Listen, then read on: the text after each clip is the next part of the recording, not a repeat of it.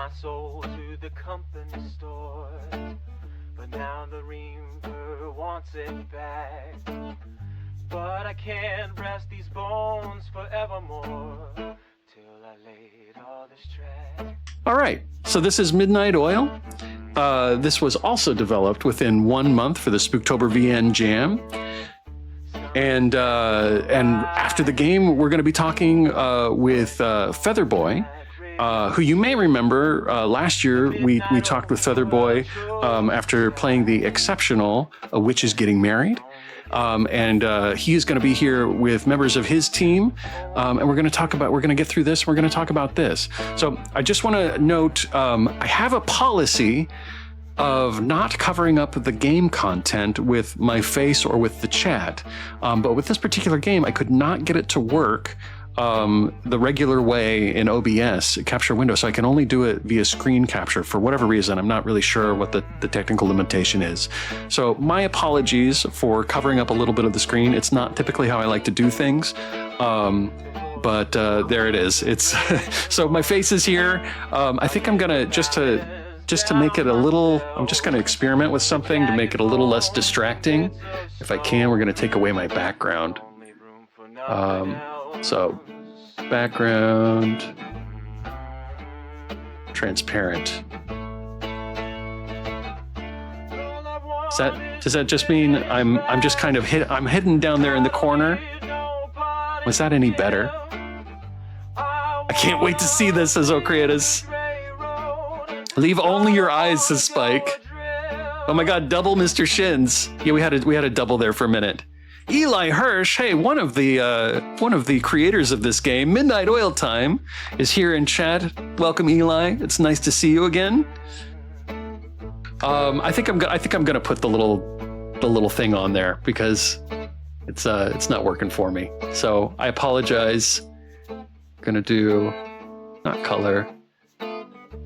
Image. There we go. Yeah, we'll just go back. We'll leave it at that. So my apologies to the developers for covering up the image a little bit. It's sort of the best I can get it to look. So nice to see you too. Thank you. Featherboy here too. Pumpkin Gourdman, you're Featherboy? I didn't know. Just have a different Twitch username. Well, welcome. Okay, so we've got the developers in chat, you guys. It's very exciting. All right. Let's experience Midnight Oil, made within a month for the Spooktober VN Jam. Here we go.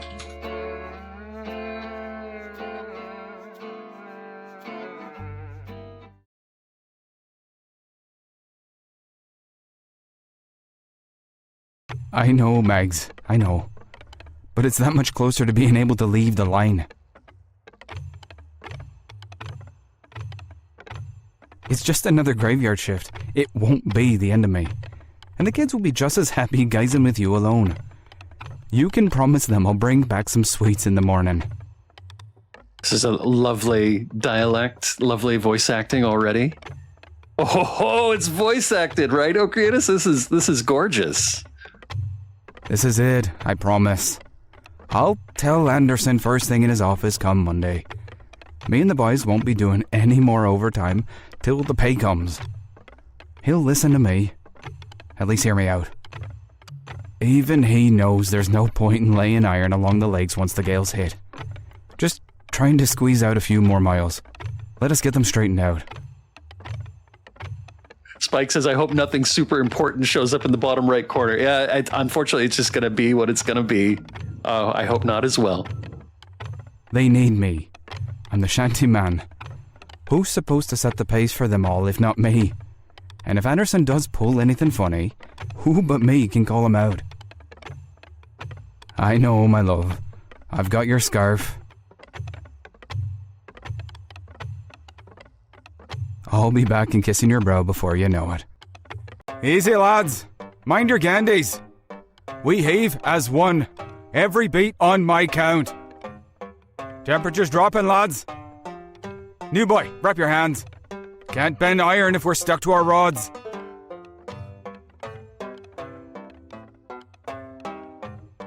Liam, you take that bend ahead. Take Jack and Seamus with you. Fog's rolling in. Keep close to the lanterns. Wind's picking up now. Listen close. Keep the pace. Was that wind or a whistle, James? I can't quite hear you.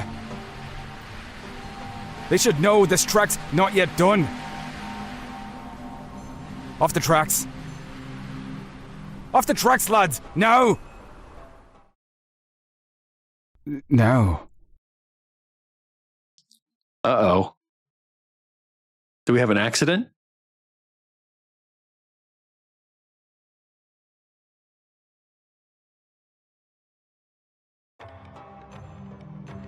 Gotcha.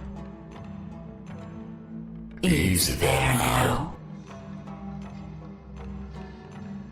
Wouldn't want you getting lost. What? Who? Hold that thought.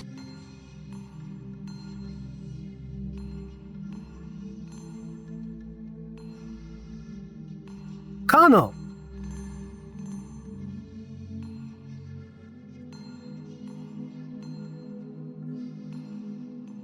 What? Oh, okay. So we're I'm Conall now. Oh man, am I gonna try and approximate this beautiful dialect? James and Liam, and it's Steffie, right? Indeed. And me, your humble host for the evening. And who are you supposed to be? Some sort of Dawn, Horseman, Reaper? Bingo. And I suppose that makes us... Dead? Not quite. The voice barks are on point. Believe you me, I'd love to carry on. I think I'll have plenty of your crew tonight. But you four, you're a problem. We gotta do a voice for Liam here. The damn judge won't even tell us what we're guilty of. Now that's unfair. I just don't like repeating myself. Then get on with it. In short, that rail line you work for took more than your sweat and blood. Somewhere in all the contracts and accumulated debt, you managed to sign your lives away, which is a fine bit of trouble. Luckily, even without a controlling interest, I can renegotiate. You play a little game for me, a gamble of equivalence, and you set loose right back where you left off on the other side. And what does that get us? We're caught between a gale and a damned train. No one else here but us four, Death. You say right where we left off. You expect us to believe they're all right out there? Or is everyone else already dead and we're just the stubborn few last on your list? No spoilers, sorry. That sucks. Oh, that tracks, not that sucks. Makes sense that it's not that sucks. You gotta self-harmonize when you do Death and like split your voice into, oh, okay, you know what? I'll give that a shot. Oh boy. You know, it's challenging when the sound design on a game is so good that I could only make it worse. That tracks. I heard you, Wittershit. I got it. No, they were working the rail line. Tracks. Because it's railroad. It's a railroad. Yeah. Okay. Okay. All right. That tracks. What about Henry? Who? Henry, damn you, my brother. He was right next to me on the tracks. If I was hit, so was he. Is my brother even alive back out there? What am I going back to? No. Let me be clear about something. When I say no spoilers, I mean it. I can only speak to what's in your contracts, or what I overheard when your time came. Everything else I say is conjecture. Don't get derailed. This has been Dad Jokes with Pumpkin King Gordman. I've been poorly trained. Oh, you guys, stop this. We can't be doing the train puns right now. We can't. Can't help but just keep on full steam ahead. Wittershins. Something to chew on.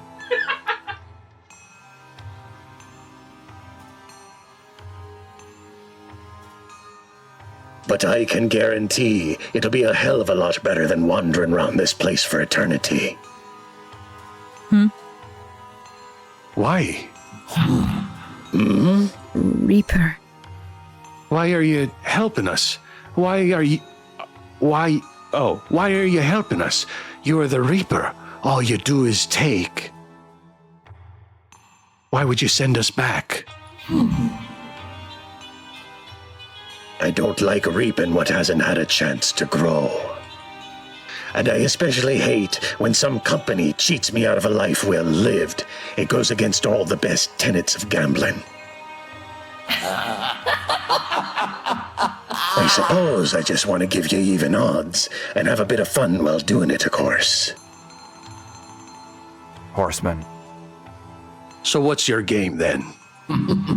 Simple, really. Bargain. We ask some questions, get some answers, get to know each other. After a little practice round, I'll pick one of you four to impersonate. Figure out who it is before your guesses run out, and you're home free to whatever state of body awaits you.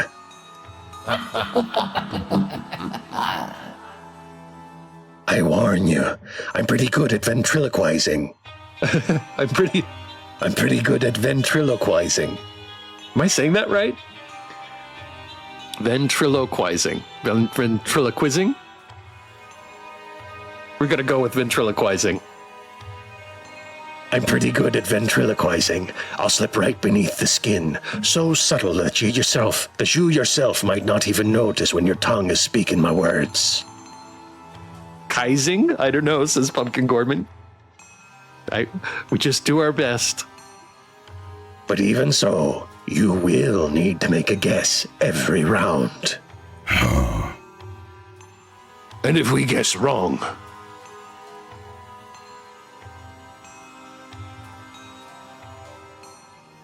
Then whoever you wrongly accused is condemned to limbo, fully beyond my saving. A hungry ghost and a wayward soul with just the long gray road for company. Perhaps. According to Google, you have the correct pronunciation. Thank you, Questley. Also, hello, Questley. Thank you for being here. But those of you remaining will have narrowed down your options. So that's nice. Shit. Correct. Hey, you need a big weight to tip big scales. Best I can do. It's tough work turning contracts like yours back on themselves. If you don't get it right by the time all your souls are forfeit, every one of you's gone.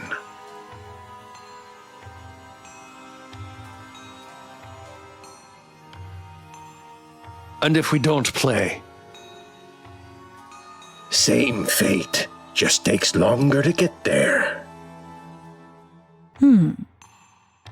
How do we decide who to condemn when the time comes? I don't know. Fight it out? Flip a coin? That part's up to you. Yes, sir. It should be me then. I can take care of the accusing once we all answer. You all don't need that weight on your shoulders. Yes. You're young and you're an idiot. I've only got so many years left before I'm meeting death again. Oh, wait, this is Liam. I've only got so many years left before I'm meeting death again. That's nothing compared to how long you'd have to bear a wrong choice. What's one more regret? Liam. What kind of reason is that? Oh, sure. And you don't want that free ride to the final round? More chances to see your brother again. Liam. Liam, cut it. We're not doing this. We're together in this same rhythm or the tracks don't bend. We don't do anything until we settle on someone together.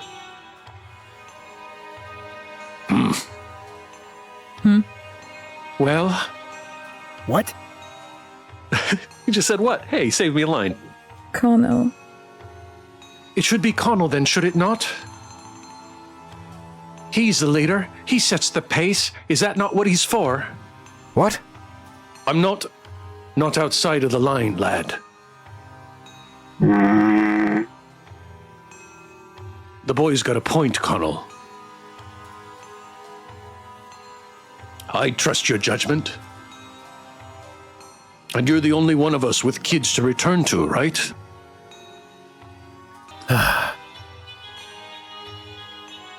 Just, if he's out there, tell Henry goodbye for me, all right? James. Right. Hey, Dad. Right. Death, mark it down. Conall has my vote. Perhaps. It wasn't really a voting thing. But sure, why not? I'm always game for a game. Yep. The shantyman has my vote too. Conall. You do too much, Conall, but I see their point.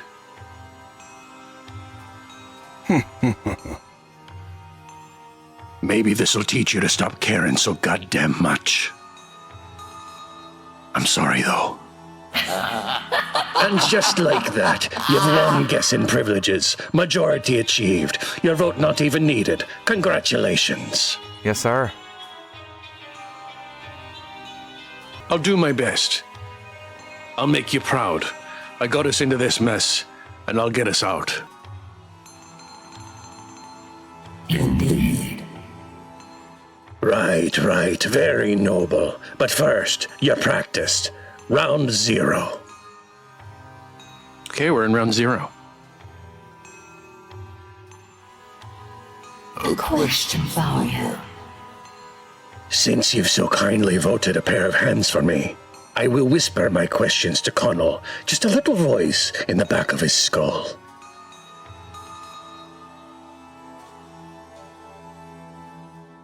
How lovely. Now, I hear it's not good to flirt with me. In a normal round, Conall chooses one question for all to answer. But since I'm standing with you for this little practice of ours, I figure I'll do the honors. So, why are you here? In your opinion, anyway. And I don't just mean here on the Great Lakeshore Railway's extension. Oh no, I mean here. Conall, you get to pick who speaks then. Though mind you don't make someone feel targeted by picking them first too many times. Not counting yourself, of course.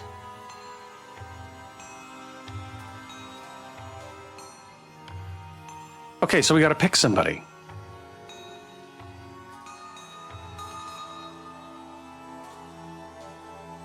So click your choice. Let's start with James. He's the closest to me. Hey, Dad. I don't know, Death. Did I have a good run? I can't. You can't answer, I know. God, I wish Henry were here. I mean, I don't wish he were stuck to the iron with us. But he'd know what to do, I think. He usually does. You do a lot with your brother. Oh, this is Liam. You do a lot with your brother. I do. He's been all the family I've had left for a while now.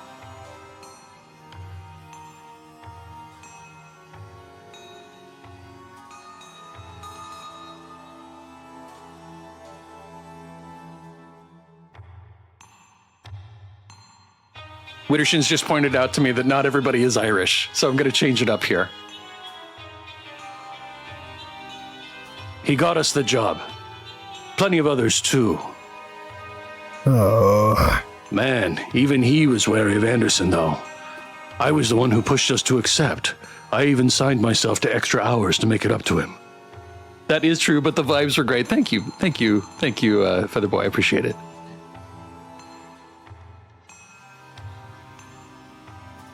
Boy, was he mad when he found out.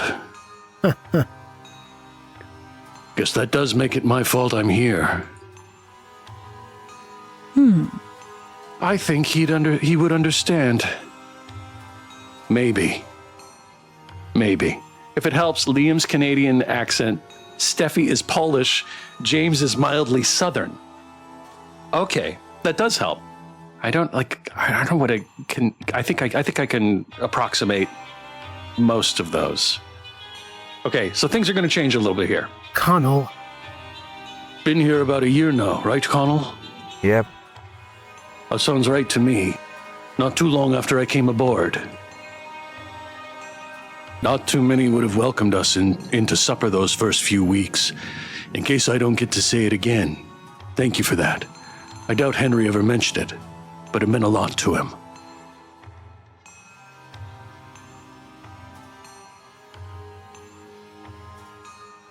It was the least I could do. And Mags would have had my ears off if I didn't pay you back somehow. Huh. That she would. Scones are a small price for a friend. A fine answer. Who's next?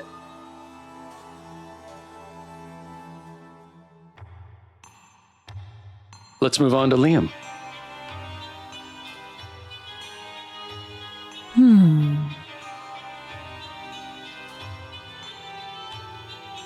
I do not know. I am new to this.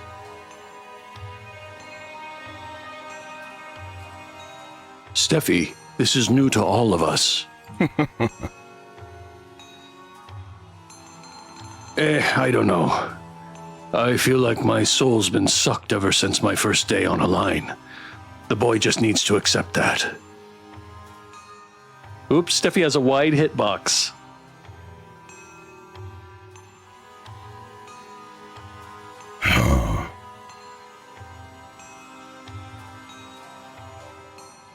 Though I'll admit this one feels a hard lesson.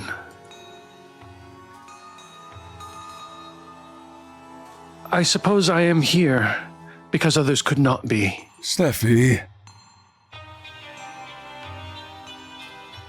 You gonna expand on that? Reaper.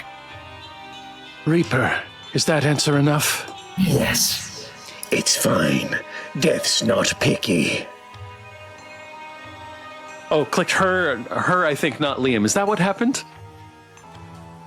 No. Then no, Liam, I am not. Yes. Next. Okay, now we've got Liam.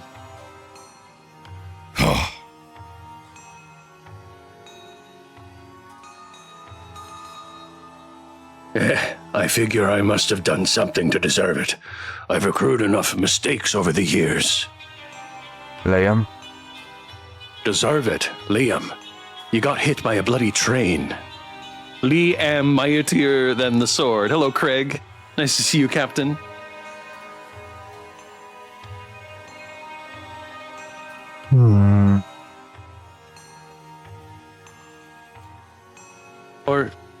Or froze in a Great Lakes gale. We don't know which bit did us in. I am thinking it was the too much work with no sleep. There are many blanks in this evening for me. It's because Steffie has such a large presence for such a small character.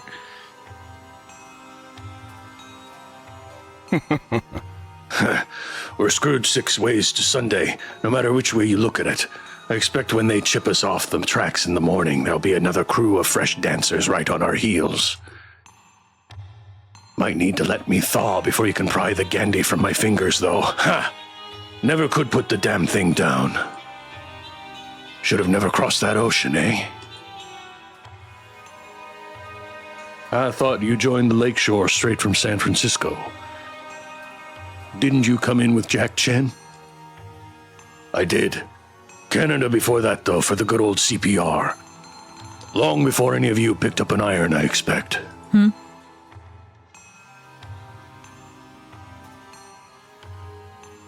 It is good work for that many years. Hell no, but here I am. Ah, yes, this is right and on purpose. Couldn't have answered better myself.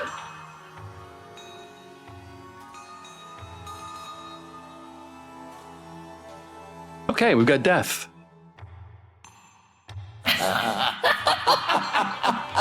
I'm here because your time came, and now someone needs to run this little game of ours. Well, they're out there making an arterial bypass around your failed extension of the line. You and I get to chew through the gristle firsthand. But why are you here? Shouldn't you be off riding pale horses and gallivanting on your little island? I like how the longer we go, the more of a pirate death turns into. You know what? I just saw Pirates of the Caribbean, so it's probably subconscious. Perhaps. I think you've realized things are a bit more complicated than all that. I admit, it does sound like a nice life, or well, you know. Reaper! Do you not have better things to be doing? Villages to plague, parents to be robbing. Steffie. Easy, Steffie.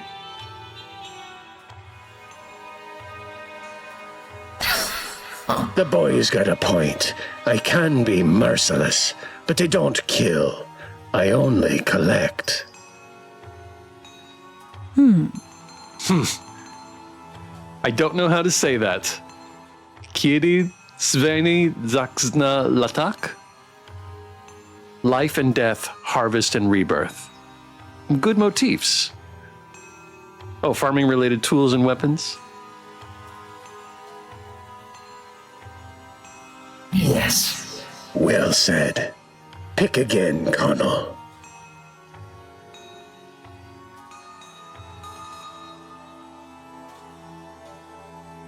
Conall's the last choice.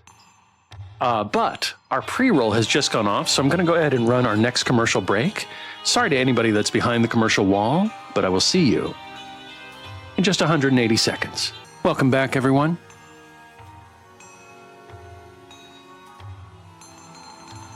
All right. We were just about to pick Conall. I want to point out that the pin has changed at the top of the chat.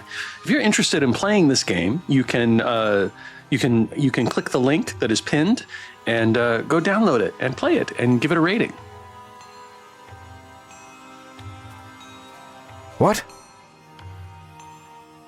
Me too. Yes. It's only fair. We're all players here. You and I are bound by the rules just as much as they are. Well, I suppose I'm here because I made a mess of things, aren't I? Conall. Conall, you can't possibly be blaming yourself for this one. Anderson chose to work us to the bone. You couldn't have said no if you tried. But I still could have tried, couldn't I? I could have said something, made him hear me, even if it didn't mean they'd listen. My wife told me not to go tonight, Horseman. We were to go guising? Do I know that word? Guysing. We were to go guising with the kids, let them dress up and eat candies and slip amongst the dead. Does that even work? If I'm dead out there, is tonight the one night a year they might see me again? Can they ever see me again, Death? As in disguising. Ah, okay. You said guising right. Proto trick-or-treating. Guising. I just learned something. Thank you, Pumpkin Cordman.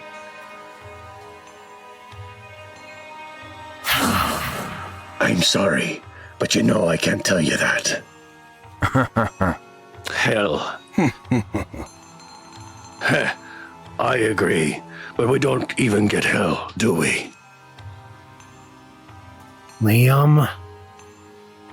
Liam, it's not the time. Conall. If you had to be here, that is what you had to do.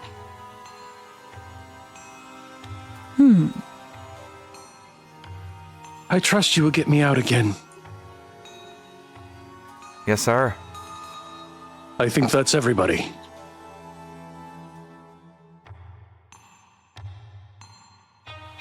That sounds right to me. I'll give you all a moment to collect yourselves. How about? I know this can all be a lot to take in. When my lantern here starts burning, the game's begun. With no trumpets, no fanfare, death will be amongst you. Any one of you. Bargain. When it's doused, I've let you take a breather. You can talk amongst yourselves, reflect, pause. No clues when the lantern's off. Even the one of you I'm puppeting won't know anything was amiss. And when it flickers back to life, into your shoes I silently slip once more, none the wiser. What? That's awful. Perhaps. Hey, I don't make the rules. I just twist them out of your contract, pasted together, reused and rehashed, not some fine art from scratch. This is a recontextualized collage. Grease paints, hold the turpentine. See, you're not using a conductor's lantern. Aren't you supposed to be some sort of ferryman? No comment. Besides, tonight you can think of me more as an inspector. And I like the flair. Sue me. Never seen an inspector's lantern with that many holes. It looks empty. What does it burn? The midnight oil, same as you. Same as anyone. Any other quips? No? Good. Oh, this'll be fun. I look forward to you earning your keep. See you all soon. Real soon.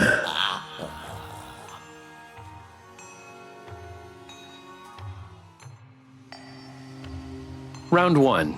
Friends.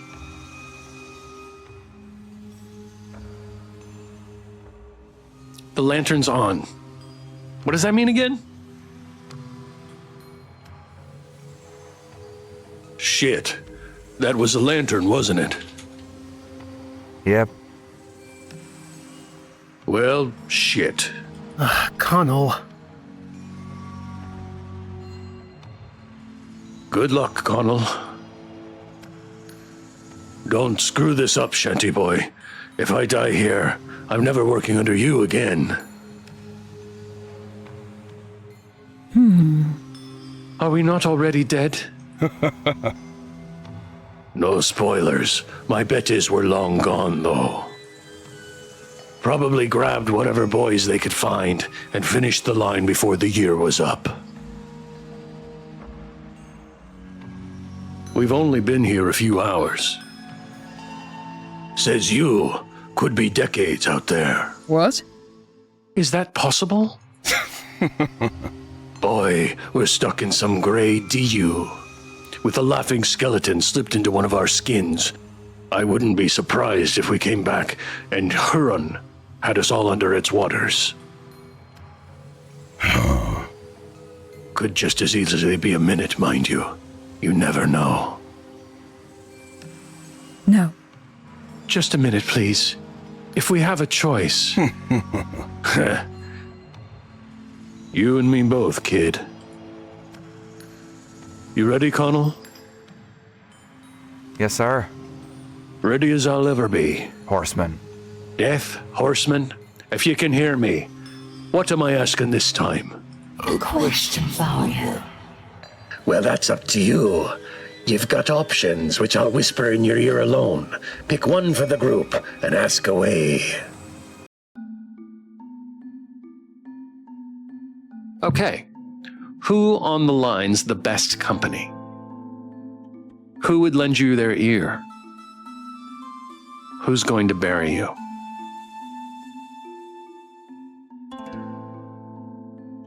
I think I know the answer for James for this one.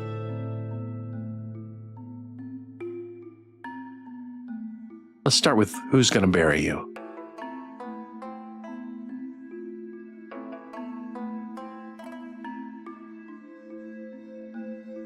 Who's going to bury you? Huh. So says death, anyway. I guess, I can start. Christ, this is hard. God, this one's a bit morbid, isn't it? Everything is a bit morbid currently. We are dead. Only mostly. Mostly, and on the wrong side of it. It would be Mags. My kids are too young. Christ, I don't even know if they'll remember me in a year or two. Conall. Conall. They will remember. What? Your children. They will remember. And now, one of you. There's a big difference between mostly dead and all dead, after all. Thank you, Miracle Max. Relax, boy. It's a game. The old judge said so themselves. You're doing great, You're doing great, Conall.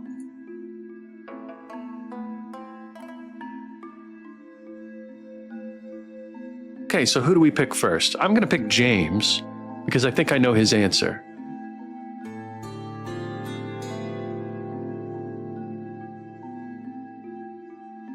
If Henry's alive, then him. If he ain't... Conall. Conall, would you make sure he and I end up together at least? Of course, James. It'd be no trouble. You'd be dead either way. Why bother?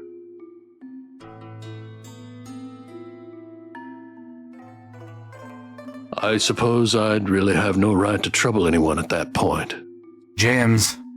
James, I'll say it just this once more. It would be no trouble for me. Thank you, Conall. You're a good man. Okay, I think that was the right answer. Let's go with Liam. Hard to say. Probably just them folks I came in with. Jack Chen. He was with us tonight, wasn't he? That he was. You're saying you don't think he made it?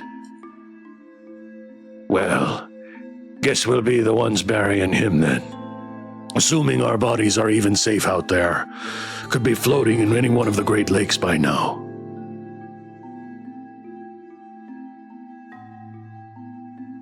I hear nothing rots in Superior. Too cold, even for death. I don't relish that thought. Someone must do it.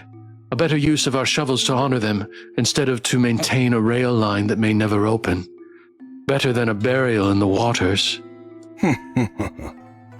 Hey now, the kid sounds older than me.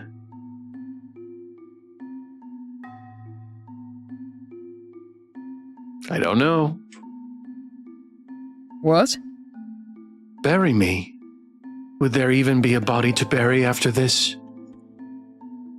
Suppose I don't know, but let's say there is.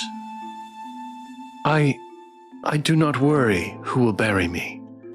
There would be more important concerns should I die. What do you mean by that, lad? It is nothing. Forget I said it. You sure, son? You seem a little concerned about something. No. No, I will answer your question. Who will bury me? Any of the dancers.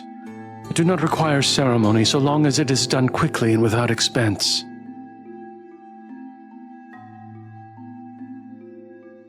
Well, all right then. But if we get back out there and find it needs doing, I'll at least make sure your family knows. No. No, there is no need. But... Conall. Conall, don't push the boy.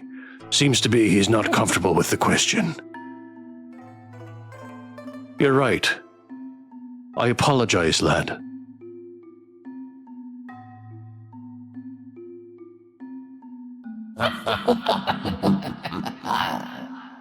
That wasn't so bad now, was it?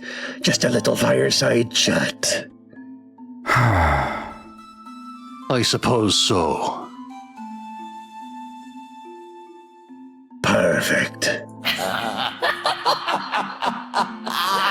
Now for the fun bit. Which of your companions do you think I've been impersonating? Okay, I have to ask, is Witter doing that laugh or is it part of the game? It's part of the game, Craig.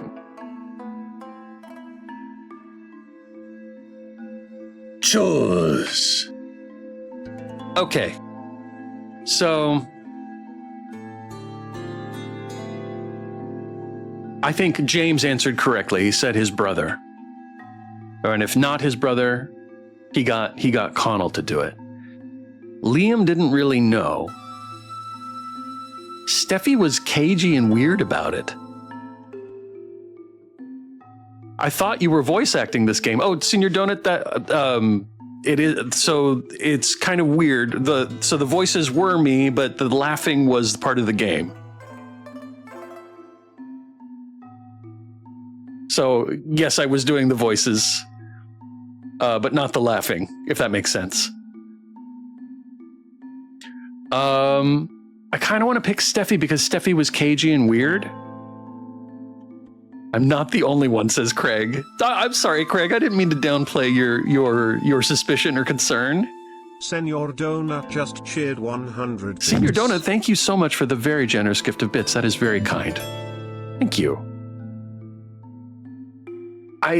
Liam is kind of a blank for me. I don't know about Liam, but I think I'm going to choose Steffie because it was like there was no explanation. It was just weird, and we didn't really get an answer. Just that Steffie was uncomfortable with the question, which is suspicious to me. No, quite the contrary, says Craig. I kept thinking both Witter and you were voicing them. Nope, not this time. I appreciate the confidence you guys have in me to think I could do all that, though. Okay, we're gonna go with Steffie. What? No. Conall. Conall, you idiot. I am real. I don't speak this language. Ja Pierre Dol. Apologies to anybody who speaks Polish. I don't. Find my brother. Do not let Anderson put him on the line. Tell him. I picked the wrong person. No, Steffie! What have I done? Did I just doom Steffie? Damn it. Oh. Well... You just yeeted Steffie into the void forever. I know. Ah. Oh, this is brutal. Rip Steph. We'll miss you, Steffie. I can't believe that. Oh, this is so rough. I wanted to save everybody and I can't. Steph lives matter. Oh, all right. Well, Liam has said it best. Well, shit. Oh, God. What? What? What are we doing here? What is this? Horseman. Horseman, answer me. You expect me to do that twice more? It won't need to happen at all if you get it right. I didn't get it right, though. That's pure shite. It's either this or being stuck on the iron forevermore, friend. One long line, chained in ink, just grey on grey till you're nothing but ballast.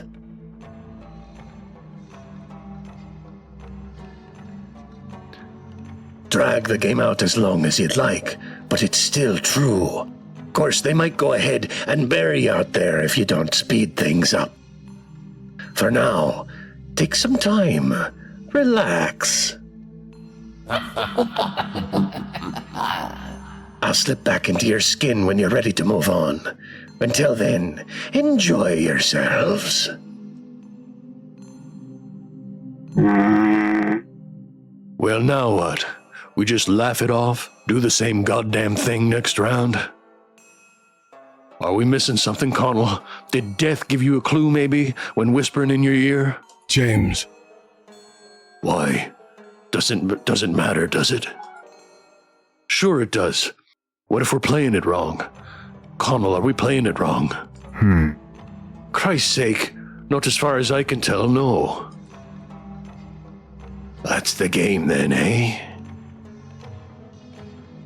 That's the game. Lord. I didn't know him well, but he was a good kid. Maybe there'll be a way for him to find his way out someday. Let's hope so. Bah, no point dwelling on what's out of our control. Learned that lesson my first days here, when my name got twisted into Liam. Look at me now. You try to fight it, it just bites back harder. You need to play by their rules, whatever they are. You need to stop looking for a way out. You won't make it otherwise. Conall.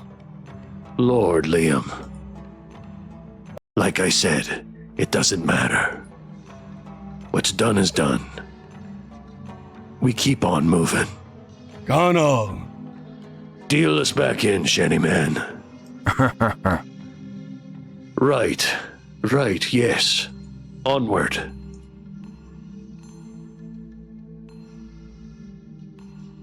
And the light is back on. Yes. Now you're getting it. Not so bad, was it? Why, I think you're ready for another. Round 2. Family.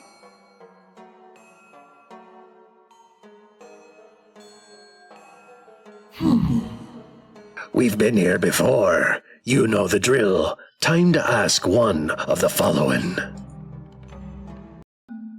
Callus, thank you for the hydrate. I really need it.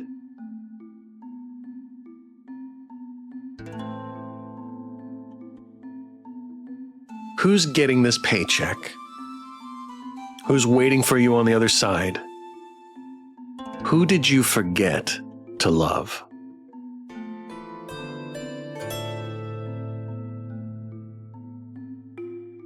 So again, I know this answer for James. I don't really know it for Liam. I know it for Conall. Who did you forget to love? I don't know the answer for Conall. I don't know the answer for anyone, so I'm going to leave that one alone. Who's getting this paycheck? I think I know the answer for Conall. It's his family. For James, it's his brother. So again, it's kind of a toss-up between these two. Yeah, you do, says Senior Donut. I needed that drink. Let's see. Who's waiting for you on the other side? It's a more interesting question, in some ways. Who's waiting for you on the other side? Shall one of you like to start this time?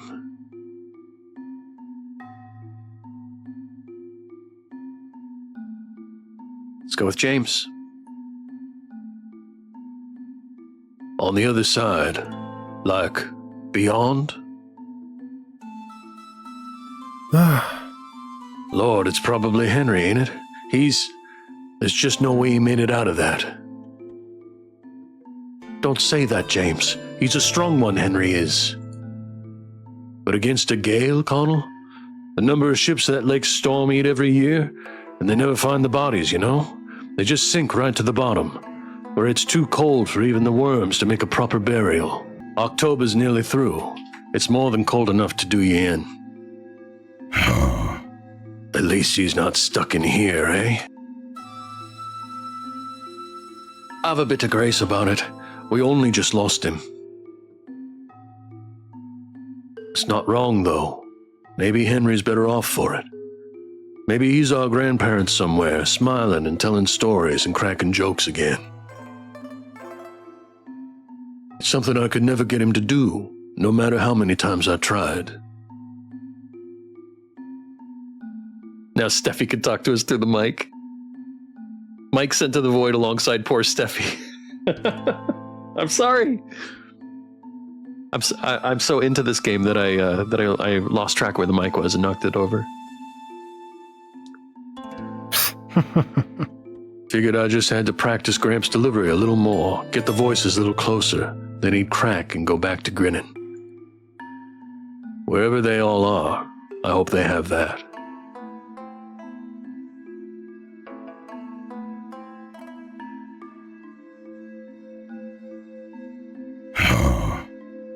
You know damn well there's no one up there waiting for me. Really?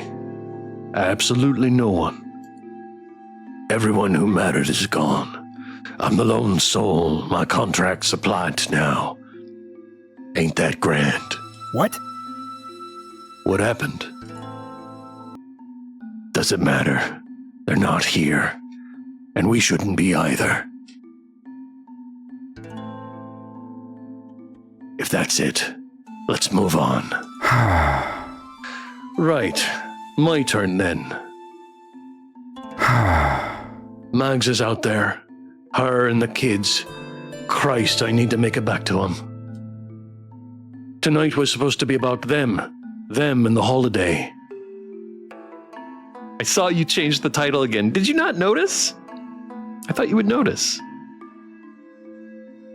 And off I went, disappearing again. Disappearing forever, maybe. Conall. I'm sorry, Conall. This was a cruel question.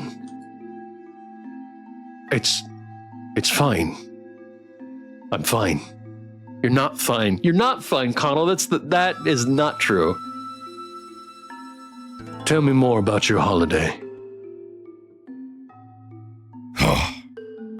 So, tell me about it. Your holiday. It's, oh, I don't know how to say that. It's Wish Shamna? Shamna? Feather Boy? This is a challenge for me. I appreciate it. How was TwitchCon? Have fun? I did have fun. I saw Vile and Fool, and I met Gavitron Gaming, and I saw George. Saw Wayne. Thank you. Saw Wayne?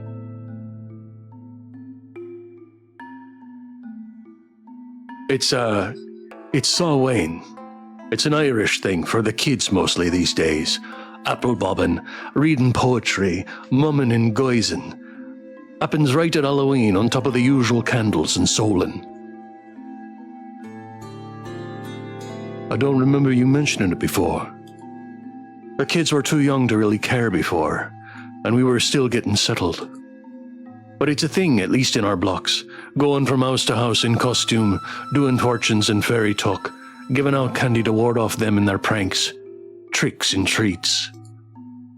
They were so excited to show off their costumes, too. I got them some scrap from the mill, and Mags had helped them sew it up for all of last week.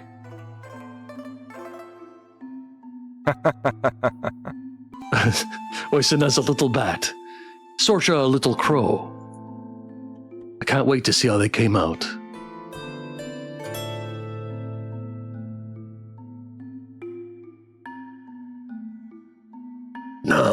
That was eye-opening, a real delight. And yet, there's still more to do. Time to make another choice, Shantyman. Which of you do you think I've been impersonating? Christ's sake, Death, this isn't easy. Not all of us can just throw life aside. I don't think I have it in me for another. Oh, hush, my friend. Just a simple test, a passing grade, and you're past the grave, easy as pie, etc., etc. You call this passing? Choose.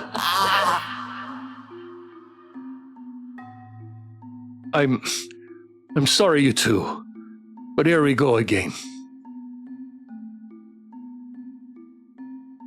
Vile and Mister are the same person. Vile is much taller than me.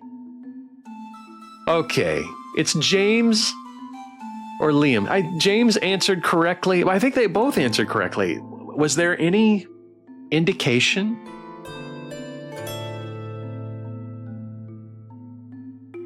Would you like to know which answer makes the game go on longer?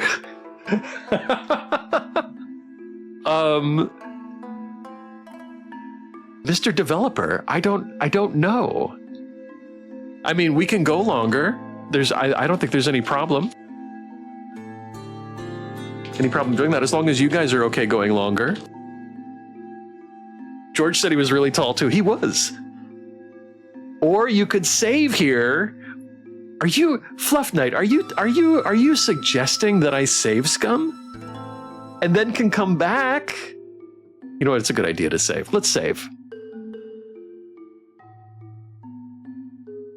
Oh, no, not return to title. How do I save? Oh, over here. Save. There we go.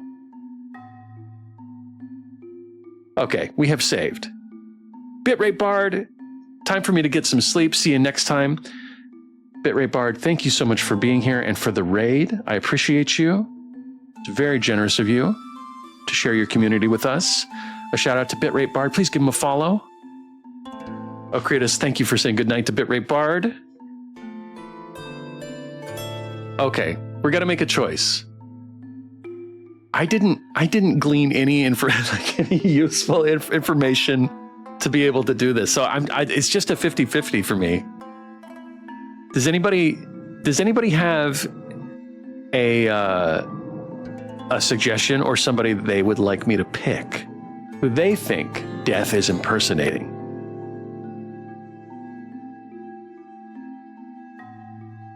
No pressure.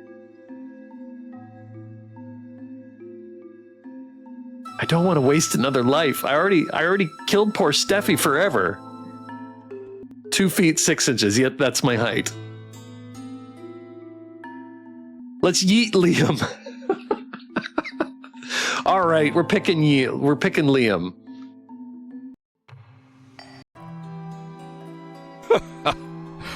Well done, my friend. Thank you, Wittershins.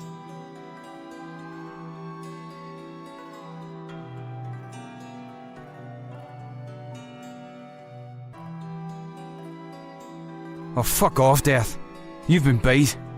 Now let us go. V, welcome. Thank you for being here. You beat the rules, Conall, not me. You should be very proud.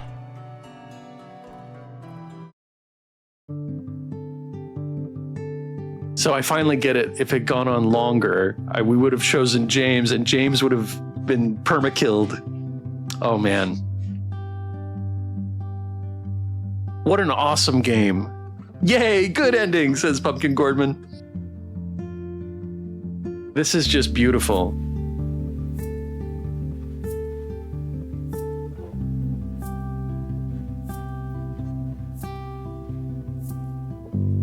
But shorter ending. The upside is, if anybody would like to download and play this game, you can find the game at the link at the top of the chat. I encourage you to download it, play it, and then give it a rating, because ratings help the developers gain more visibility in the jam. And they've got about just a little under 2 weeks left during the judgment phase. Then those ratings are really important to them. So if you have time, you have the inclination, please do so. We're gonna talk to the developers a little bit about this game. So I'm gonna go ahead and have the developers jump into the Discord chat, and I will see you guys there. Give me just 1 second. So we've got Featherboy, Ben, Fluff Knight, and the widget who is Eli, correct? Yes. Hello. Hello. You guys, thank you so much for joining us and taking the time, sharing your work with us, sharing your time with us. Okay, Senior Donut, thank you for letting me know that you can hear. That's important to me. I appreciate it. Man, I have questions for you guys. We played The Witch is Getting Married. A Witch is Getting Married last year, and that was Ben and Eli. That is true. And but Fluff Knight, you were not involved in that one, correct? No, I wasn't. Yeah, that's correct. So how did this team come together? Have you? I know Ben and Eli have done Spooktober before, but have you done other jams? Like, how did you guys meet, and how did this occur? Yeah, so I guess Ben, if I can, I guess. Yeah, take it away. Yes, take it away. Ben and I did Yuri Jam together. Was it 2 years ago? That sounds right. Yeah. Oh, my cool. gosh. Yeah, and Yuri Jam is coming up again, like is happening right now again, right? Mm-hmm, yeah. Yeah. Perhaps with the tail end of Spooktober, because we actually submitted A Witch is Getting Married to both last year as well. Oh, did you? Okay. Yeah. And so I did backgrounds on a project that Impulsive Decision. Yeah. Good detective game. Cool. Tammy put out some post in the Spooktober Dev Talk server. Either you or one of the other project heads. Jazz. Yeah, it was probably Jazz. Yeah, looking for a background artist. And I had just come off of Trash Ring Crowchild and had wanted to just keep doing more art due to that. Another wonderful game that I have played and enjoyed. Thank you. Thank you. And this winner. Yeah, best logline. You got best logline. That's right. Prize. I had forgotten that. Yeah. And yeah, just became a part of that whole group of interconnected games as well. So this year, when I wanted to do it with a slightly larger team than Eli and I had done in the past, I reached out first to that whole group of other visual novels, and Tammy answered the call quite gamely. The soul one. I was unemployed. Well done. I'm so glad that you joined the team, because this was such a great experience and so different from your other games that I've played. Yeah, very different process. Extremely.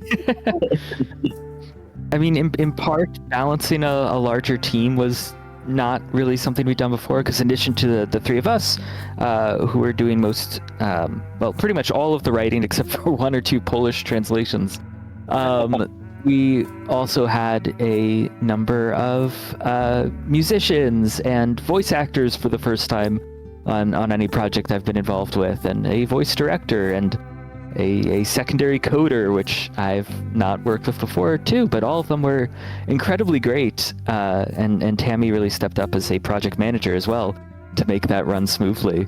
And it allowed this strange little different project to work really well. I see Tammy is credited as project manager, also writer and audio assist. Yeah. So I do come in my real life. I am I like that. And I'm like project manager adjacent, sort of. Like I come from the film and television industry, and I see. And so I do a lot of like management of people, manage time, manage people. It's what I do in like the Girl Scouts as well too. So project manager is usually where I end up, and this is probably the biggest game. Every game jam, I always end up as a project manager, even if I don't want to be. And that skill set gets co-opted. Yeah, and so this was actually the biggest one, I guess, because we had so many people that were just kind of brand new to the team, where they weren't, because the Uri jam that Ben and I did together, aside from Ben, a majority of us did Spooktober. We were the Widow Shadow team, and then we just rolled straight into Uri jam together, and so we were already kind of friends-ish, like by that point. Nice.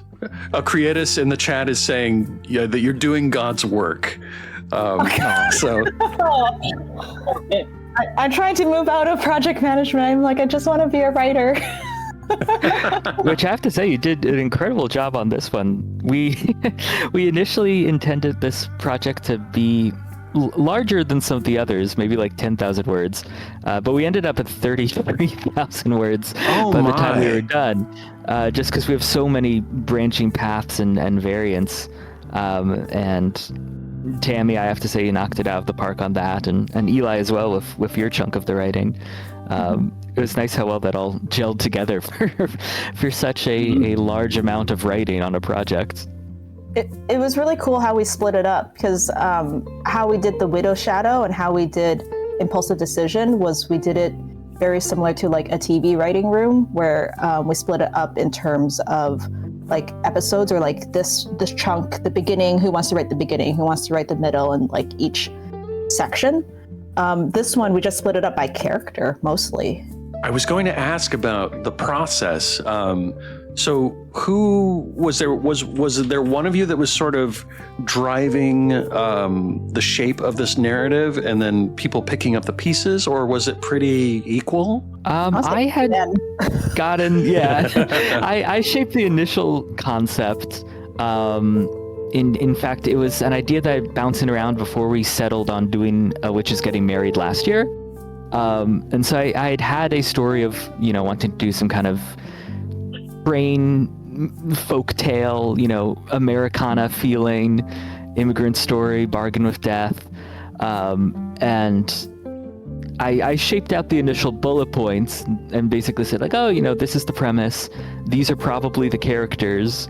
But you have more or less free reign within that, apart from just like, who they are, what they're fighting for, where they come from.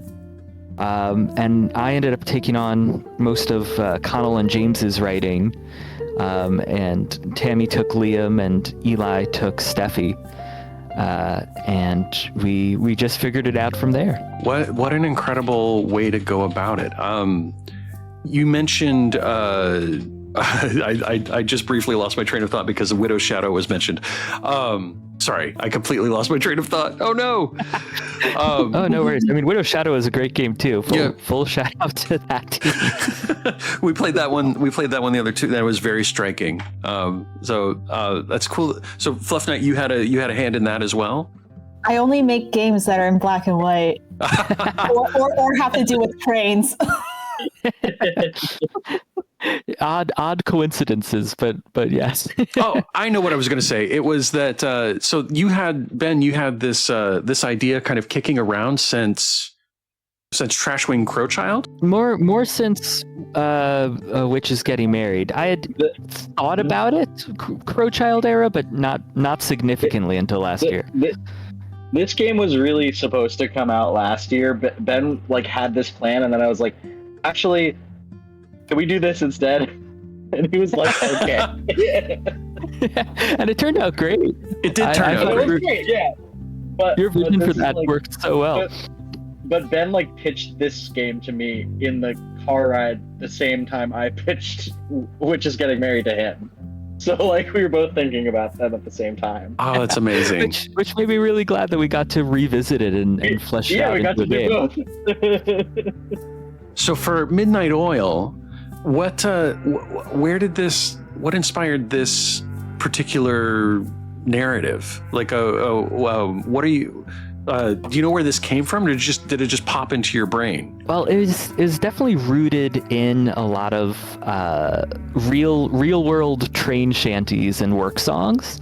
I listen to and enjoy a lot of bluegrass music and like early American folk songs, and you know, some touches of that have appeared in other games of mine. And I wanted to explore that a little bit deeper with this one, and also wanted to go a little bit darker isn't quite the right word, but more serious tone, or at least more solemn, more bittersweet than some of my other games have been, where, you know, they touch upon darker themes, but this was the first one with, like, you know, dealing with death directly as a guy in front of you.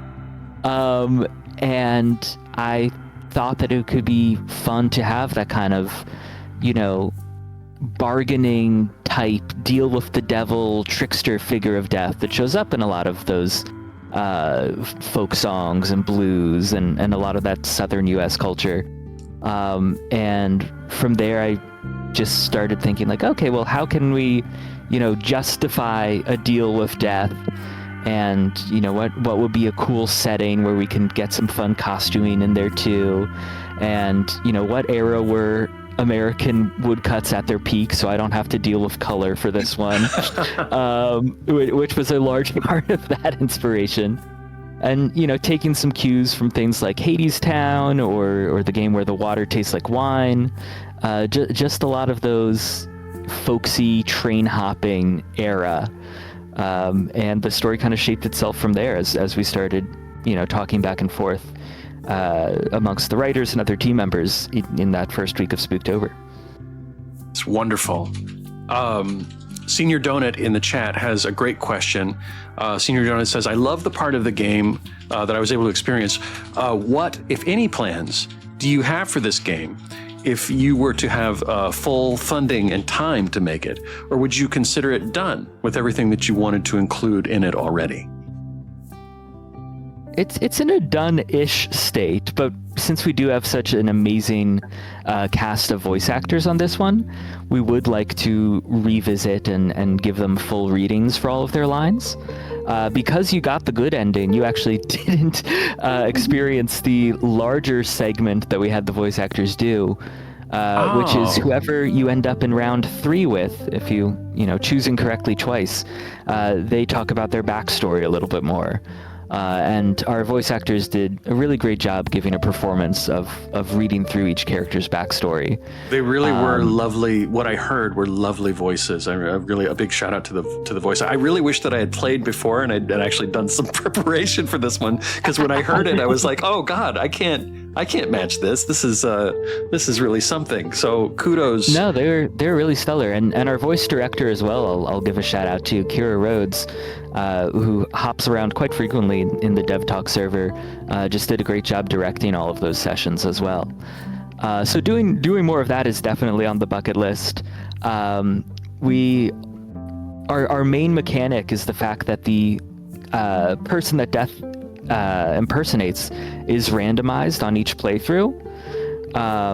And so we want to give a few more, you know, special case endings depending on who it is each time. Oh, so there's no necessarily a right answer every time. You can play this and it'll be different pretty much every time. If you start a new game, it will be reset, and you'll still be able to deduce it based off of their dialogue, which is how we got to 33,000 words, because we had to write variants based on whose death in any given scene. What an incredible mechanic, though. That's really, really cool. It's what drew me to it when Ben first pitched it, too.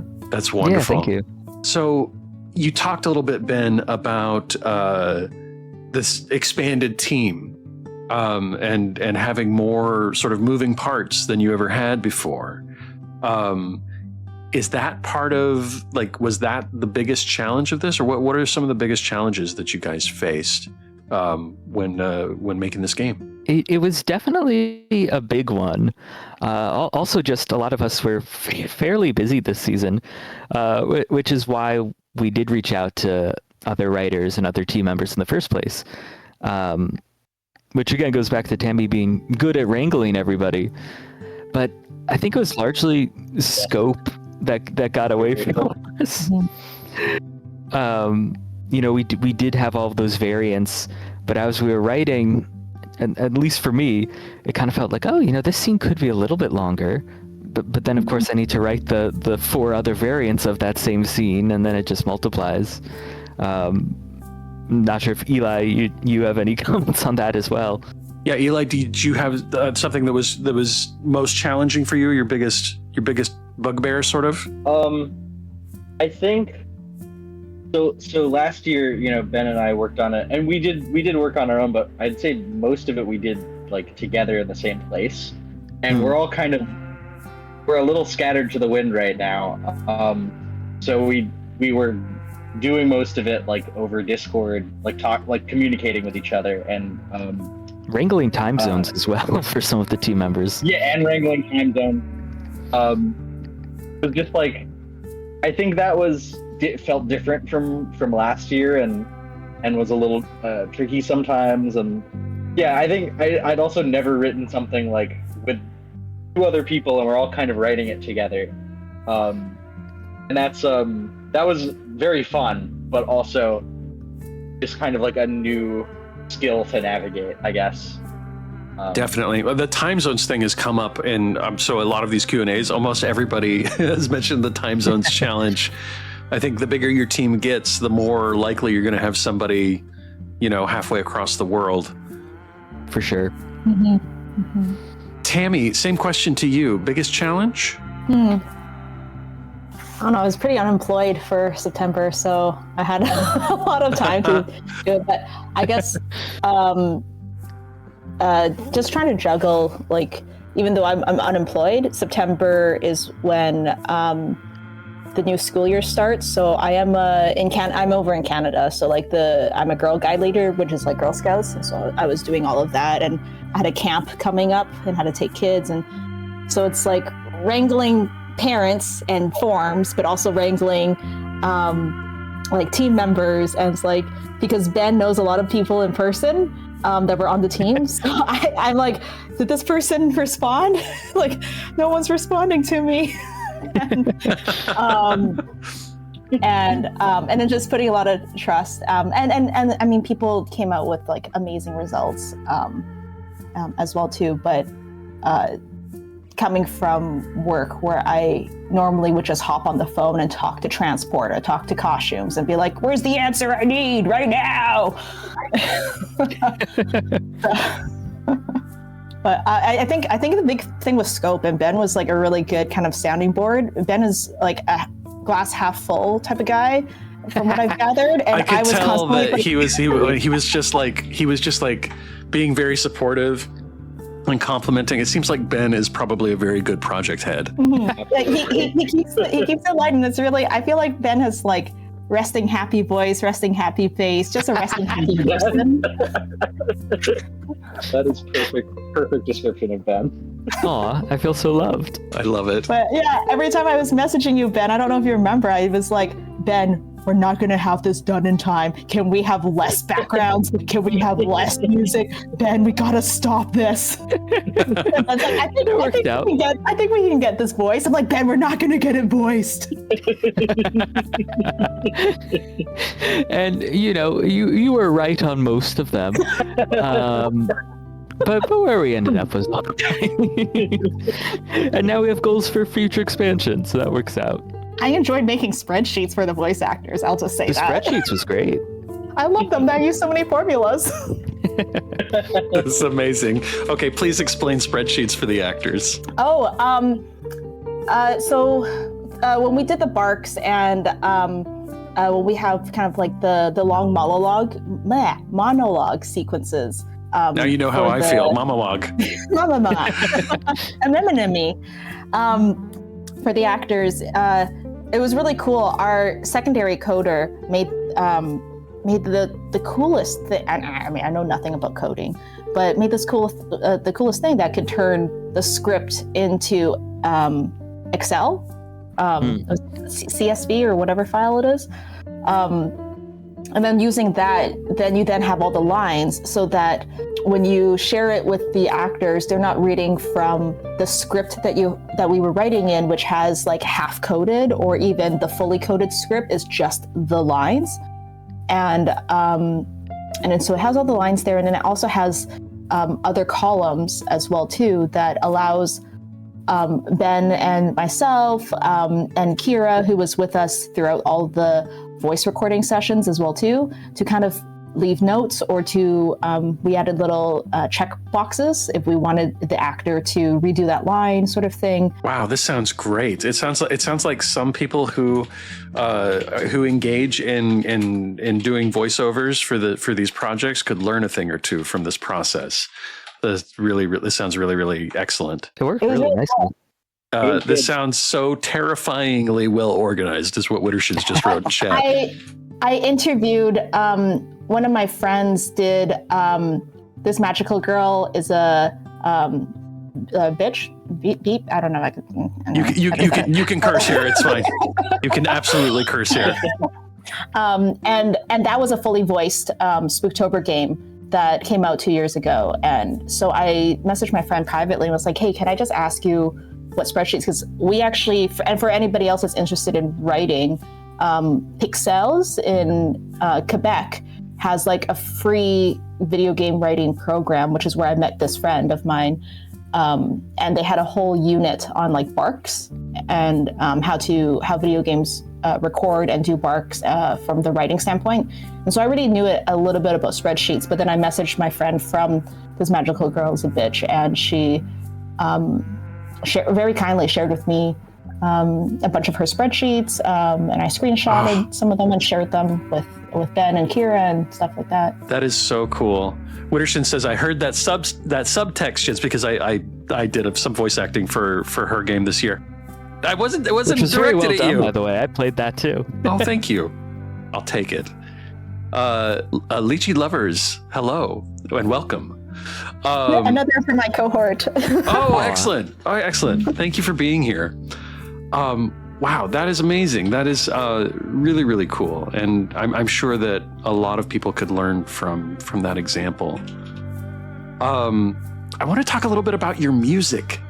Man, it is really striking. So I see, is it Fabrice Rashad and Nick's? Yes, I believe. Nick's Music were the composers? Nick's Music is his studio name. Same individual. Same person. Okay. Like a shout out to them, because one of the things that really grabs you is that music in the beginning, and I'm just hearing it now.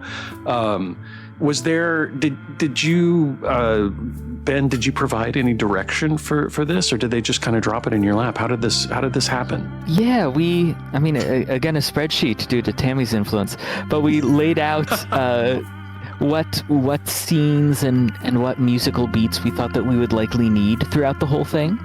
And spoke a little about instrumentation and general vibe. We had a lot of like cozy attics mixed with creepy music box as driving forces, and then a lot of folk instrumentation.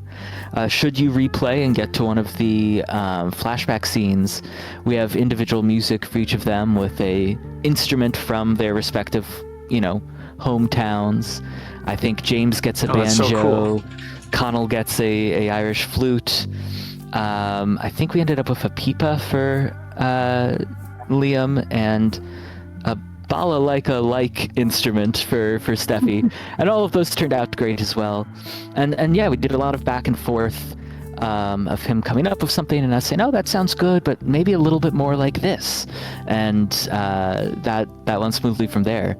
And then our actual title track, that was done by a different musician friend of ours, where for that one, I came up with the lyrics and basically said, here's some words, modify them as you see fit, and give it a blues vibe, and think about death and reapers and trains.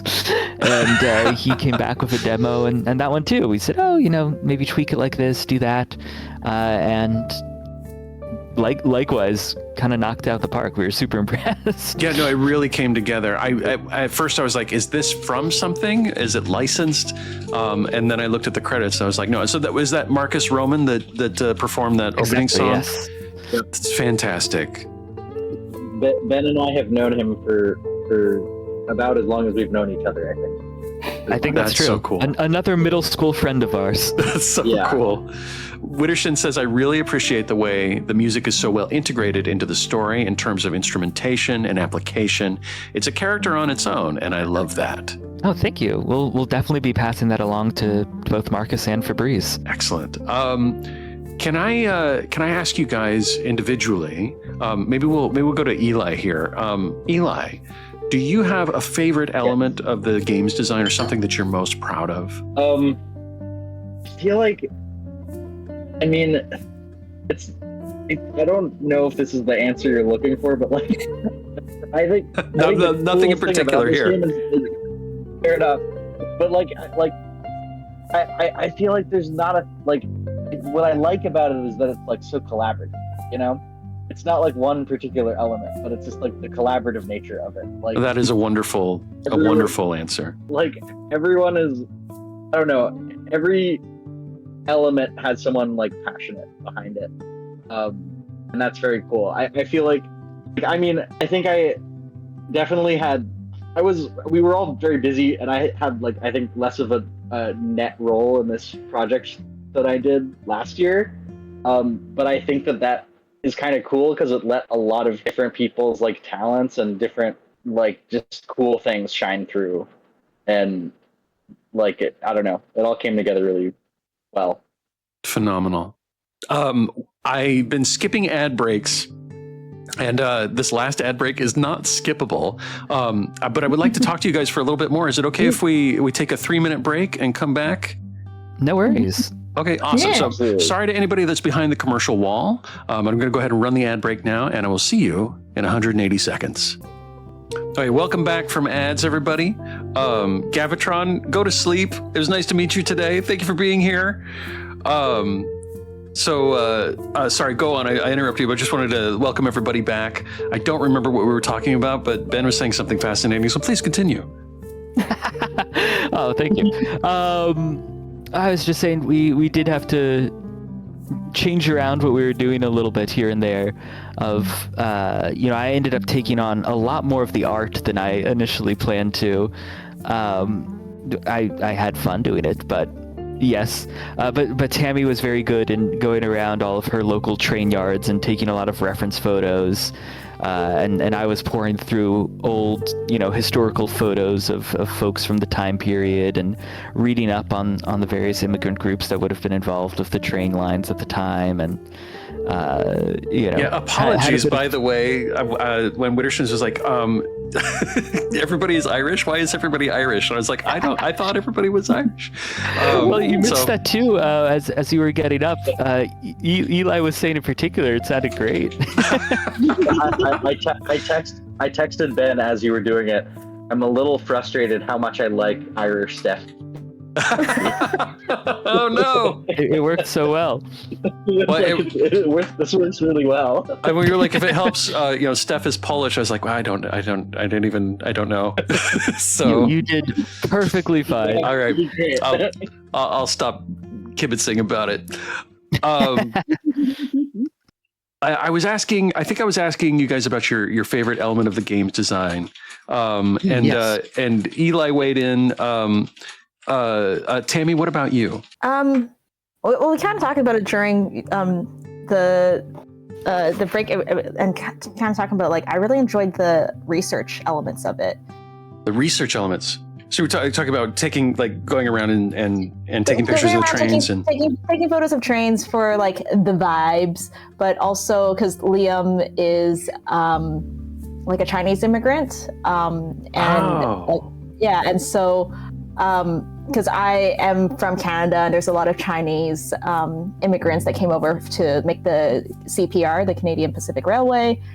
I just remember reading a book when I was a kid that was about that, and so it's a time frame where I think it was really kind of cool I mean, not cool. I mean, there's a lot of bad stuff that happened, but Right. The oppression, not cool, but fascinating. I get it. Yeah, fascinating. And on Vancouver Island, there is a whole. I mean, I think they're changing what's inside the museum. They're like Canada's doing a really good job of giving stuff back to Indigenous communities, but. There used to be like the Fantan Alley. I mean, Fantan Alley is still there, but there was like a whole part of the museum that was like also about the trains, because the CPR did go like pretty far. A lot of the Chinese came over to the western side of Canada because obviously it's much closer to China. So yeah, it was really interesting and cool to just kind of dive more into that history side of things. Very cool. Just an aside here, Wittershins says, I think what we really need to examine is why Liam turned into Batman. I apologize. It's where we went.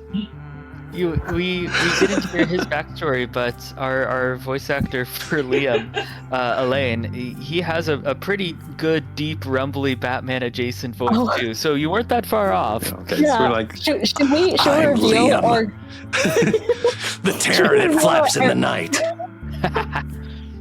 We had a nickname for Liam during the writing process. Oh yeah, feel free.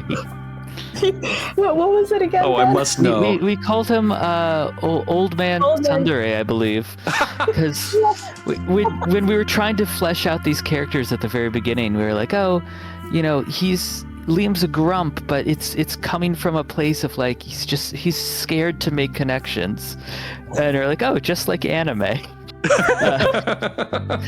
So he was our old man waifu for a bit. Oh man, I love it. And then we left it in the document, and that was a document we shared with everybody. And so our voice actor saw it and was like, well, what is this? But whatever, I'll just go with it. Oh, that's fantastic. Wittershins is losing it over here. I don't know if you guys can hear her. Hear some giggles. Yep. Yeah. Ben, I don't think you were there for that. I think it was just Kira and I when we were doing the recording for Liam with Allain. But I don't think I was. Yeah, after I revealed that to him and Kira, because they're both, we have a number of anime fans in our voice acting group. And Allain actually, I don't know where he put it, but he actually recorded a version of Liam just being like a yandere. Like, oh, that's fun. Somewhere. I have to find what it is. And I think he also recorded because Kira really likes Overwatch, and she said he was like one of the characters on Overwatch. Oh, I'll need to track that down. That's amazing. Sorry, I love sidebar. We're all about the sidebars here. Ben, same question to you. Favorite element of the game's design, or something you're most proud of? Ooh. I mean, I am super impressed that all of these different moving parts came together. I think that worked really well. From the aspects of it that I was most involved with myself, which was largely the art and the code.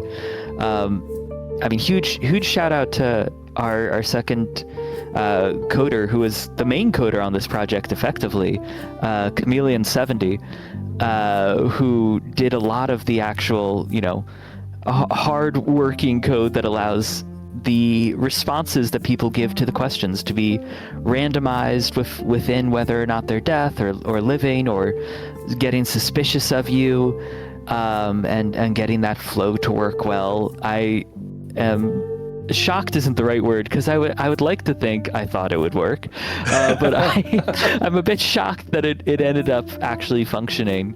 And we did have some more glitchy releases at submission time, but those got sorted pretty quickly. But then on the art side, I mean, it's a really weird art style of a game, and particularly since we were working with multiple visual artists as well as the multiple writers. Being able to take that stranger style and get it to feel cohesive was something that I was surprised worked as well as it did, and ultimately very proud of. It looks beautiful, and kudos to programmers. We would love to talk to more programmers here on the stream, because it seems like they never want to come talk to us, but so much relies on them for this to come together. It was really cool seeing how fast, because going back to scope, the writing went longer than I would have wanted from my project manager side. Mm-hmm. And because of that, everything was shortened on the back end. And so coding only really had a week to do everything. From memory, Ben, I think that's correct. And just seeing you in like a week at most, but like it was mostly that final weekend, because I was at camp at that time, just reading the text and just the coding channel just shooting up, and just seeing you guys troubleshoot it and just everything. Yeah. The two of us were kind of constantly going back and forth bug fixing and implementing some of those strange features. It was fun, but it was intense. A little nerve-wracking when you have to have like that first submission has to be bug-free, right? Yeah, which I don't think we quite got, but technically playable from start to finish. Playable from start to finish is but if anything like breaks the game, it's kind of like game over for Spooktober. Yeah, at that point, the best you can do is honorable mention. Yeah. So we'll see how that ends up. But even with that in mind, I think we got to a really cool place with it, which I'm glad to see. It's really striking, I must say. I definitely enjoyed it. I'm going to play more. What do you guys hope that players take away from this game when they finish playing? Ooh, that's a really good question. Thank you. Do one of you two want to take a stab at it first? I think that it'd be really cool to have folks be like, what is Gandhi dancing?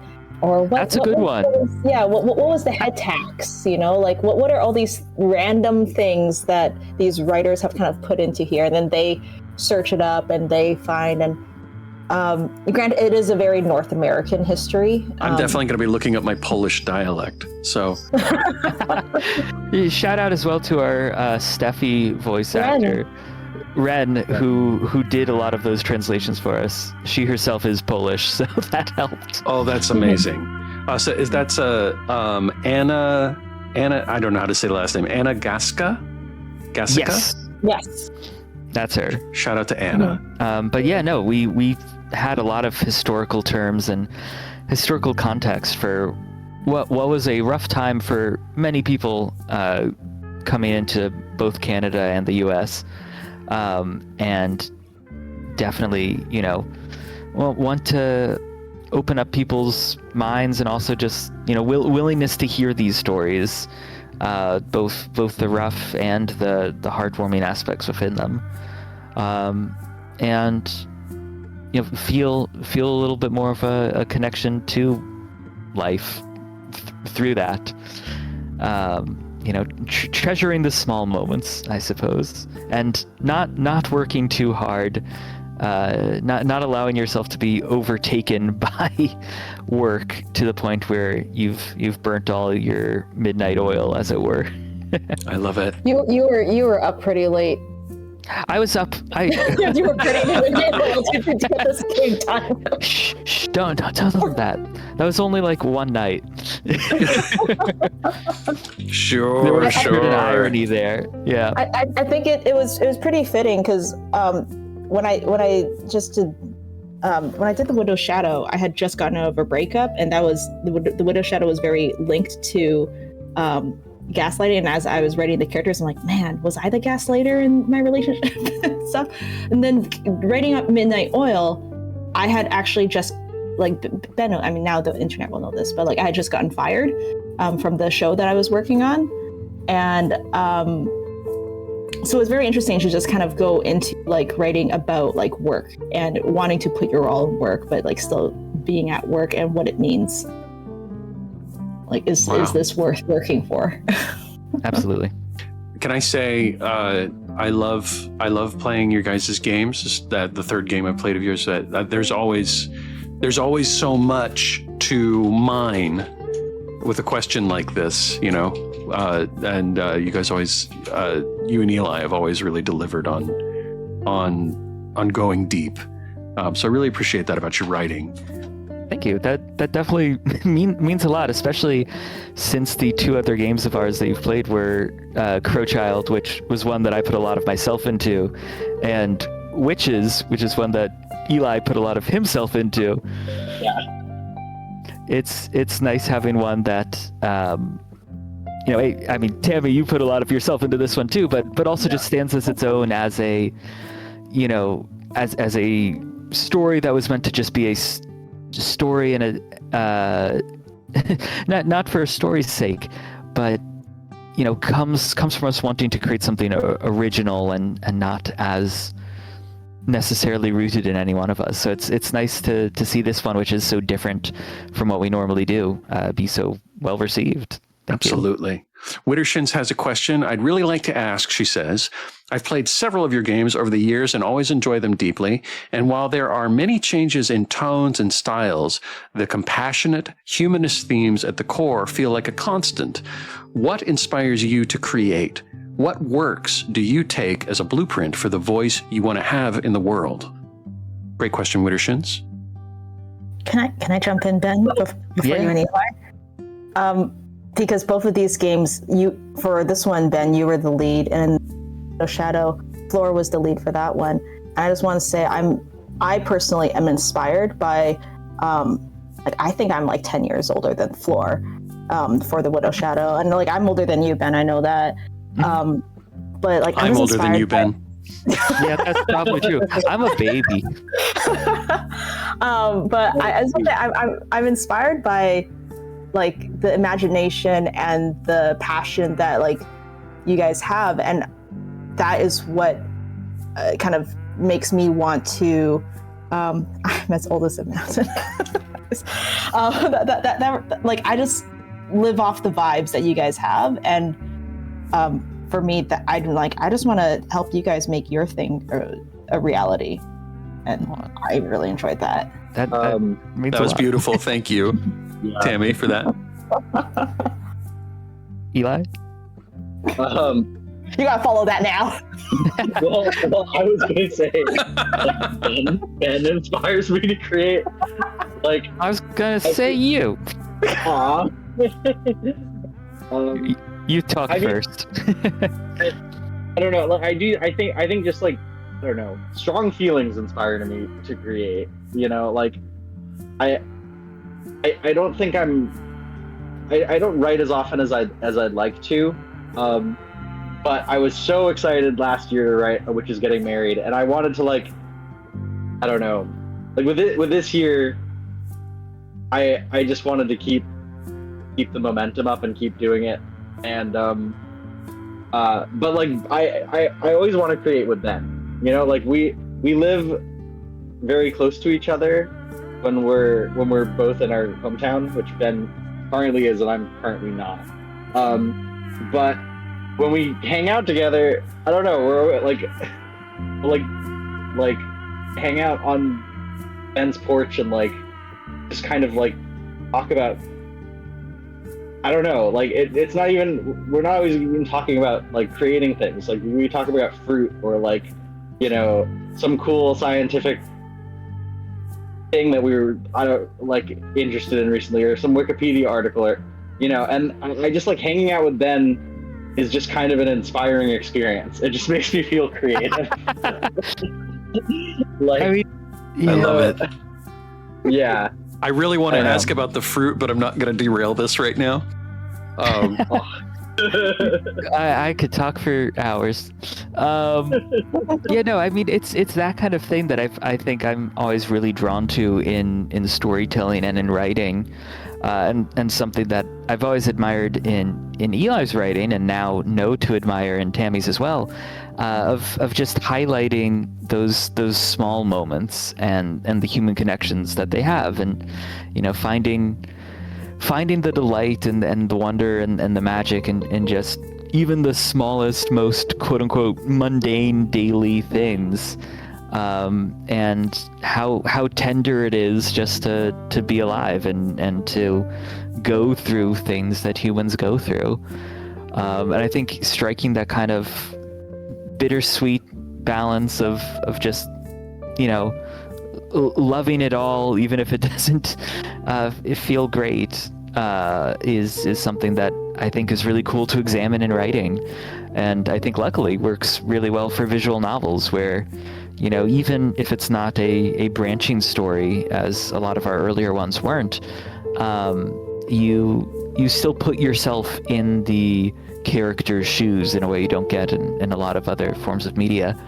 And I think that allows that really great connection to just interesting, cozy, bittersweet, tender moments in characters' lives. How tender it is to be alive. Man, I want to sit on Ben's porch too and talk about fruit now as well.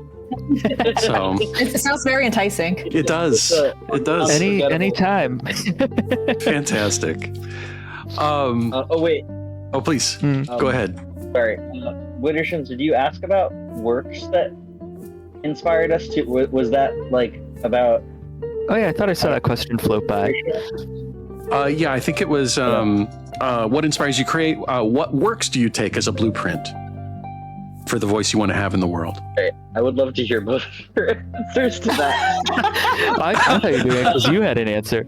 Well, I do, but I'm also I want to hear. I don't know.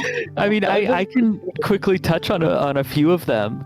I mean, for this game in particular, I already mentioned Hadestown as a big touchstone, as well as Where the Water Tastes Like Wine, which is a beautiful game, also done in a semi-woodcut style with a great bluegrass soundtrack. There's also a musician who I've grown up loving, by the name of Dan Zanes, who does a lot of bluegrass and train songs and folk songs, a lot of which is just made very accessible. So a lot of fascination with those kinds of stories. Yeah. Also specifically in regards to the woodcut style that we're imitating, Lynn Ward was a big artist who inspired this one, as well as Elizabeth Catwell, I believe her name is. Both mid-century artists primarily, or a little bit earlier, but who do these really striking lino-cut black and white prints of just ordinary folk. So those were the big ones on this particular project. Wonderful. Eli, you had one as well, or two, or more? I don't really have specifics for this project. I think I have works that inspire my voice. I think is what. Yeah, I've works that I consider inspiring to my voice. I think for this project, it's hard because it was really fun, but I was writing a character that was like Ben's character, so that was a different sort of a challenge, but I wasn't having I didn't have works that inspired this because I feel like it was the idea was kind of formed before I started writing, but works in general, I guess. I'm always trying to write more Adventure Time. I was gonna say, I feel more awesome. So on you, but also on me to an extent. That kind of just human dialogue is something I think you excel at. I really like just human dialogue. Human dialogue, and I was also gonna say Freaks and Geeks. I feel both of those are big inspirations to me in terms of the TV show Freaks and Geeks, that really old one. The TV show, the TV show Freaks and Geeks. I think both of them just have this spirit of humanness and just I don't know. I can't say that either were direct inspirations for this work, but for my writing in general, I feel totally the human. I do think I wanted to put some of that into Steffie for sure. Mm-hmm. I can see that, yeah. Fantastic. So we're probably going a little bit long here. I don't mind at all. But I've got a couple more questions here. If you guys could go back and give your past self one piece of advice when you started this project, what would it be?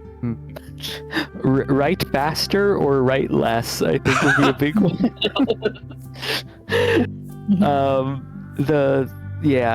As Tammy alluded to, the amount of writing we had to do kind of what we could have done is like maybe if I project managed in a different way, that like we could have simultaneously done like work on. We should have started coding simultaneously. I think. Started coding sooner.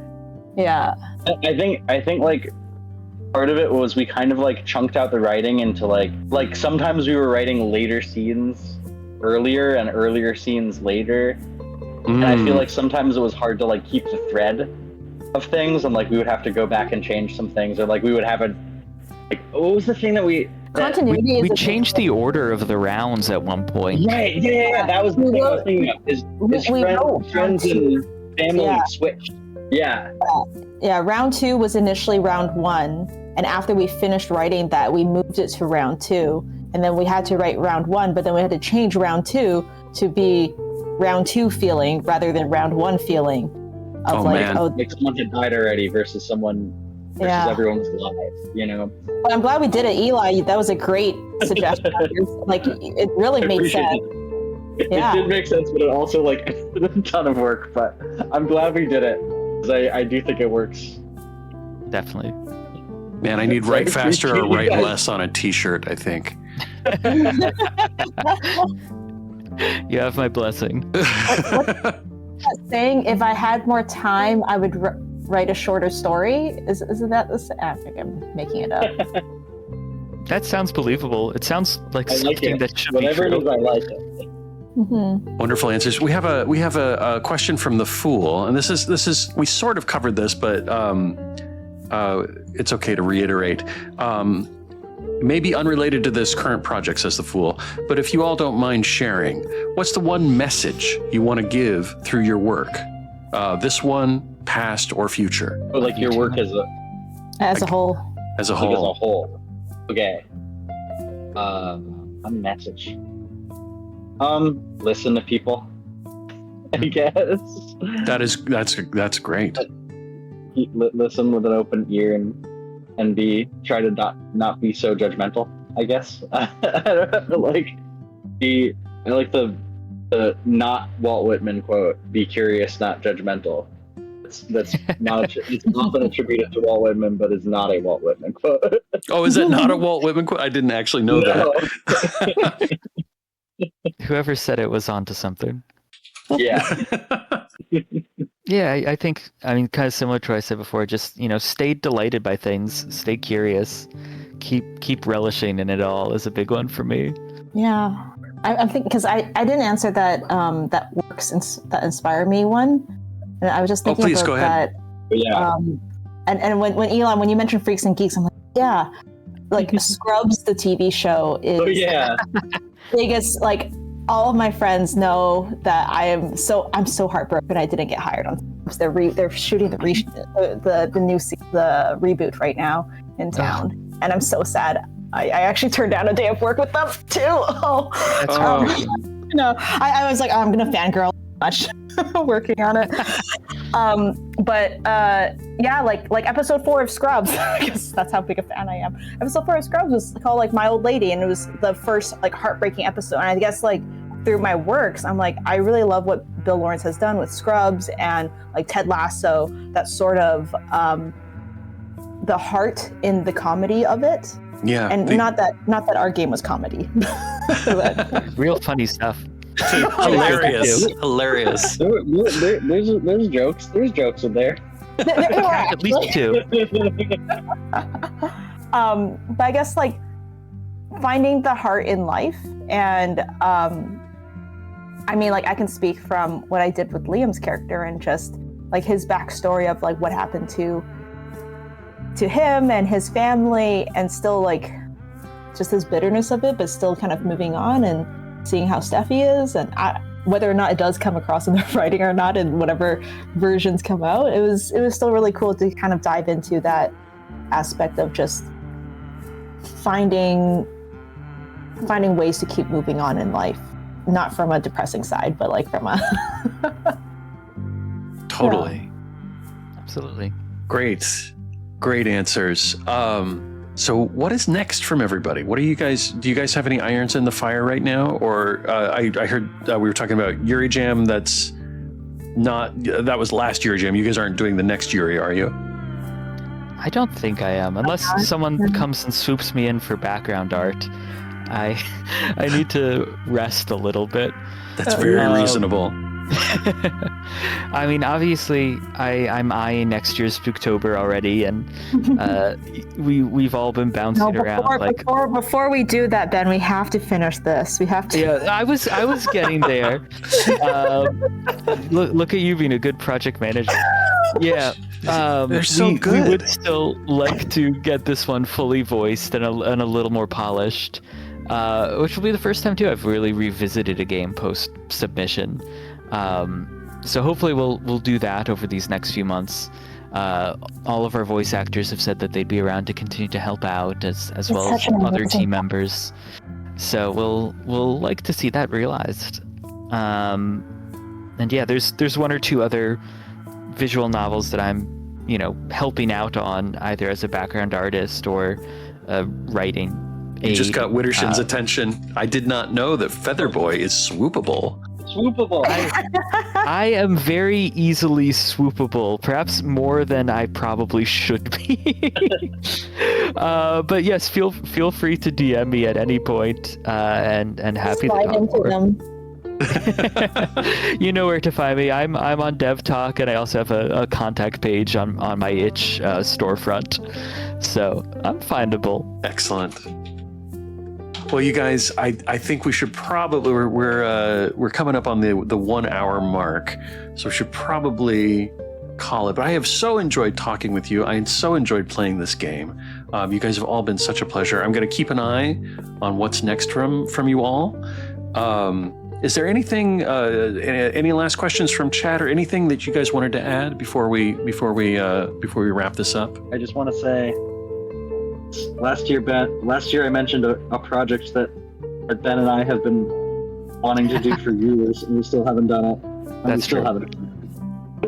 So that could be coming. Is that what I'm hearing? That could be coming. But we have an idea for an actual dating game visual novel at some point. But we always talk about it and we don't do it. But it is very ambitious, but also I think after doing this project, maybe it seems less ambitious. Well, and now you have this amazing project manager. I don't see why it shouldn't happen. That's a good point. I'll talk to you more about that, Tammy. I don't know. I keep saying yes to things. I need to do my own stuff.